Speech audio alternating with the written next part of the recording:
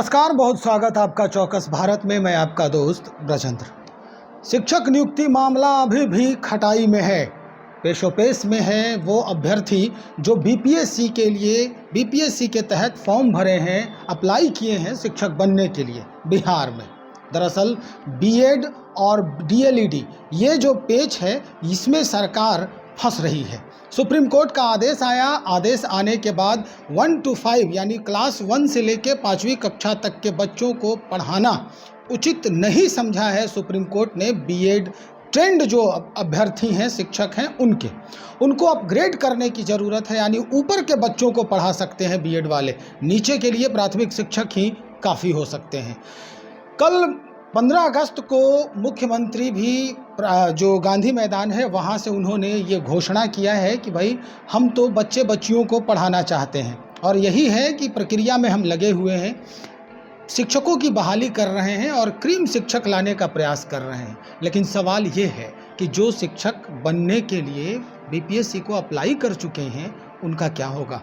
वो तो प्राथमिक शिक्षक के लिए भी और 6ठी से 8वीं तक का कोई जगह है नहीं बिहार में। अब इसे कैसे सरकार संभालेगी, मैनेज करेगी, ये बड़ा सवाल है।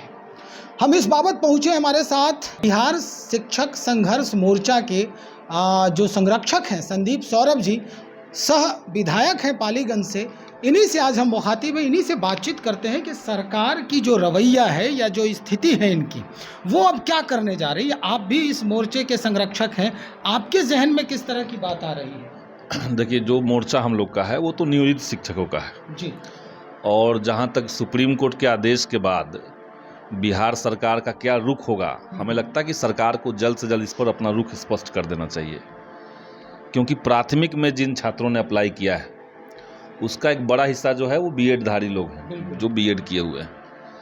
और ये जो ट्रेजेडी हुआ सुप्रीम कोर्ट के आदेश के बाद, इतने सारे, सिर्फ बिहार की बात नहीं है, सारे राज्यों में हुआ है।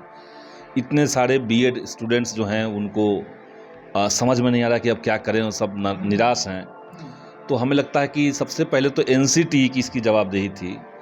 एनसीटी पहले कोर्ट में केस हारी, जयपुर हाई कोर्ट में पहले वो लोग केस हारे, उसके बाद वो लोग सुप्रीम कोर्ट में गए और सुप्रीम कोर्ट ने भी वर्डिक्ट दे दिया उनके अगेंस्ट में। तो एनसीटी को एक तो पहले से इसको समझना चाहिए था।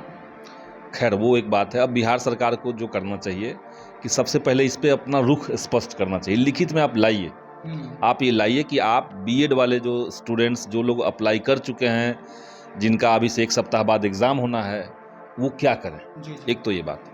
जो सुझाव हम देना चाहते हैं, हम तो एक देना चाहते हैं कि सरकार जो बीएड के स्टूडेंट्स हैं उनके लिए 6 to 8 में सीट अवेलेबल करवाए। क्योंकि 6 to 8 में सीट खाली है, लेकिन सरकार ने जिद कर लिया कि हम इसको प्रमोशन से भरेंगे। तो आप प्रमोशन का मामला भी हटाइए, एक हिस्सा सीट का प्रमोशन के लिए आप भले रख सकते हैं, लेकिन आधे से आधा सीट कम से कम आप रिलीज़ कीजिए और वहाँ पे बीएड के स्टूडेंट से उनका परीक्षा बाद में ले लीजिएगा। बाकी जो परीक्षाएं हैं जो शेड्यूल हो चुकी है, जैसे खास करके एसटीईटी का, जी। हमारा मानना है कि उसको समय पर होना चाहिए। क्योंकि बिहार के +2 स्कूलों में और 9th 10th में टीचर्स की भारी कमी है, तो इसलिए इसको डिले आप मत कीजिए। जो डीएलएड वाले हैं उनको प्राथमिक में जाने दीजिए, जो बीएड के स्टूडेंट्स हैं उनके लिए आप 6 to 8 का दरवाज़ा खोल दीजिए। ये एक रास्ता हो सकता है। अदरवाइज सुप्रीम कोर्ट का अगर आदेश आ गया तो कोई भी स्टेट गवर्नमेंट तो चाहेगी नहीं कि हम कंटेम्प्ट ऑफ कोर्ट में फंसे। तो लेकिन हाँ, 11 तारीख को फैसला है, आज 17 तारीख हो गया। सरकार को इस पर जल्द से जल्द कोई फैसला लेना पड़ेगा। तो सरकार लेकर के ये जो असमंजस की स्थिति बनी हुई है स्टूडेंट्स में, उसको दूर कर दे, ये हम कहना चाहते हैं। ये नीतीश कुमार जी तो हमेशा से ये कहते आए हैं कि भाई हम बिहार में शिक्षा को बढ़ाना चाहते हैं, उसमें एक अपग्रेडेशन जो है, उपयोगिता जो है हमारे राज्य के शिक्षा की, उसको हम देश विदेश में फैलाने का प्रयास कर रहे हैं। लेकिन जो स्थिति बनी हुई है 2019 से ही देखा जा रहा है कि शिक्षक हमेशा आंदोलनरत हैं। और अब जब बीपीएससी का ये मसला फंस गया, आप कह रहे हैं कि 6वीं से 8वीं कक्षा तक में सीट खाली है लेकिन नियुक्ति प्रक्रिया नहीं हो रही है। गांधी मैदान के प्राचीर से अगर देखा जाए, गांधी मैदान से जिन्होंने घोषणा किया है नीतीश कुमार जी ने कि भाई हम इस तरह का काम करेंगे, तो हमें लगता है कि ये कई वर्षों के बाद इस तरह के घोषणा हुए हैं कि हम शिक्षकों की बहाली करेंगे और हम राज्यकर्मी का दर्जा देंगे।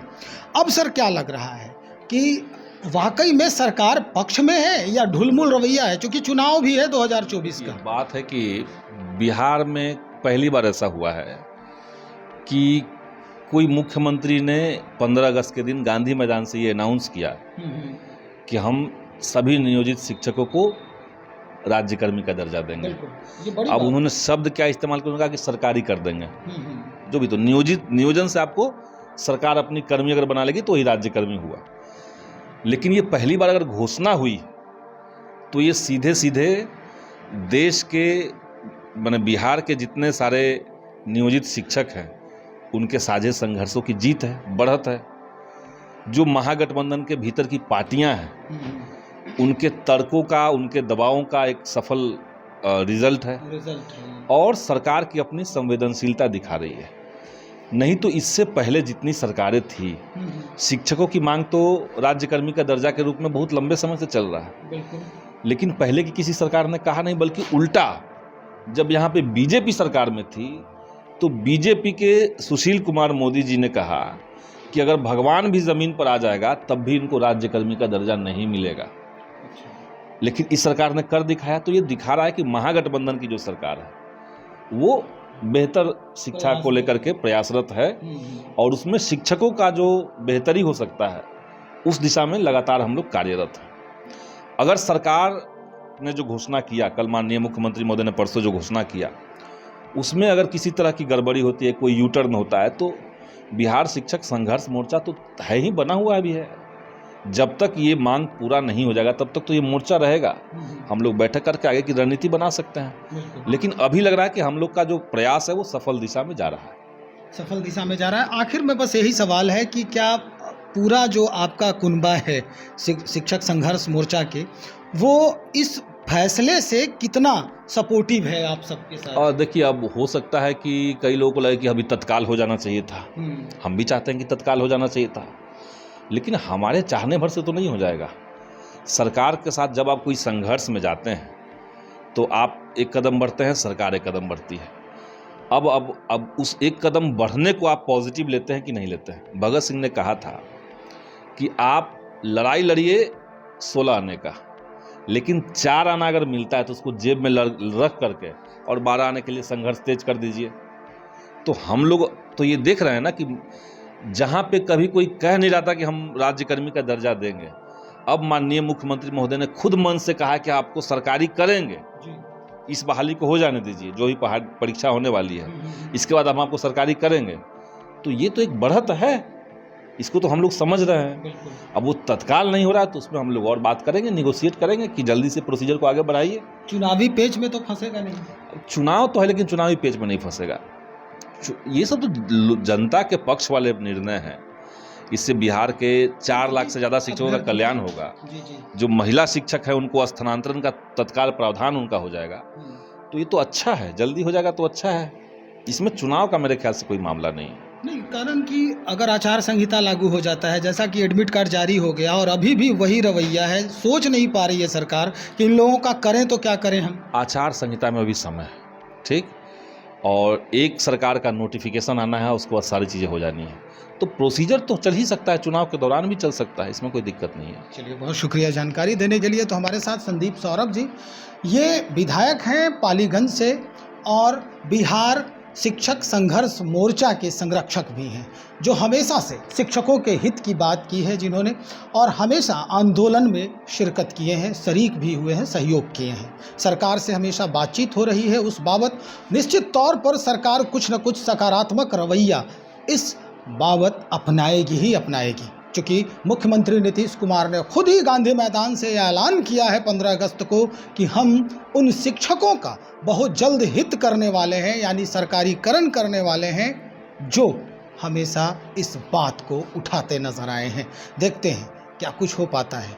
हम और भी खबरों को लेकर आ रहे हैं, बने रहे हमारे साथ। बहुत शुक्रिया आपका।